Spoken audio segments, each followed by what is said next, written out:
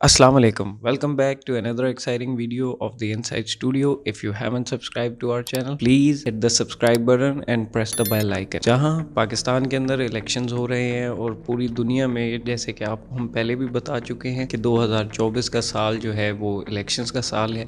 सारी दुनिया में इलेक्शंस हो रहे हैं, लेकिन हज़ारों मील दूर यूएसए के अंदर एक ऐसी डेवलपमेंट हुई है जिसके बाद ऐसा लग रहा है कि यूएसए जो है वो दोबारा एक दफ़ा सिविल वॉर की तरफ जा रहा है। यूएसए की फेडरल गवर्नमेंट और टेक्सास के गवर्नर ग्रेग एबट के दरमियान जारी लफ्जी जंग अब अमली शक्ल इख्तियार कर चुकी है। ग्रेग एबट ने अपने एक हालिया बयान में कहा है कि वो किसी सूरत बाइडेन एडमिनिस्ट्रेशन की कोई शर्त, कोई कंडीशन, कोई बात नहीं मानेंगे और साथ ही उनका कहना है कि वो अपनी एडमिनिस्ट्रेशन को ऑर्डर करते हैं कि बॉर्डर पर फेंसिंग बढ़ा दी जाए। टेक्सास जो कि यूएसए का सबसे ज़्यादा आबादी वाला साउदर्न सेंट्रल रीजन है।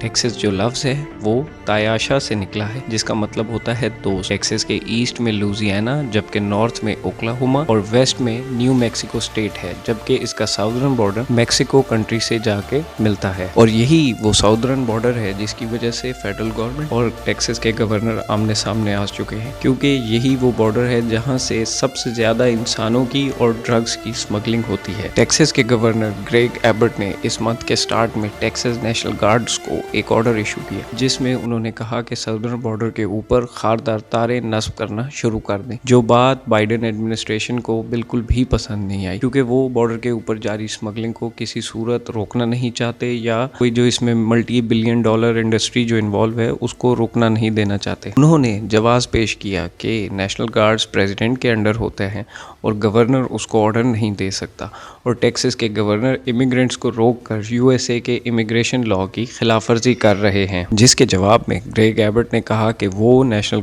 गार्ड्स को ऑर्डर देने का हक रखते हैं। कॉन्स्टिट्यूशन ऑफ यूएसए के मुताबिक अगर यूएसए के ऊपर कोई इन्वेजन हो जाता है और फेडरल गवर्नमेंट इंटैक्ट नहीं रहती तो नेशनल गार्ड्स को ऑर्डर देने की जिम्मेदारी गवर्नर की होती है। और इसी की कंटिन्यूटी में साथ ही उन्होंने नेशनल गार्ड्स को हुक्म कर दिया कि बॉर्डर पर लगाई गई तमाम खारदार तारों की तादाद बढ़ा दी जाए, जिसके साथ ही 25 स्टेट्स जिनमें रिपब्लिकन पार्टीज़ के गवर्नर मौजूद हैं उन्होंने टेक्सास को अपना फुल सपोर्ट की यकीन दहानी करवा दी है।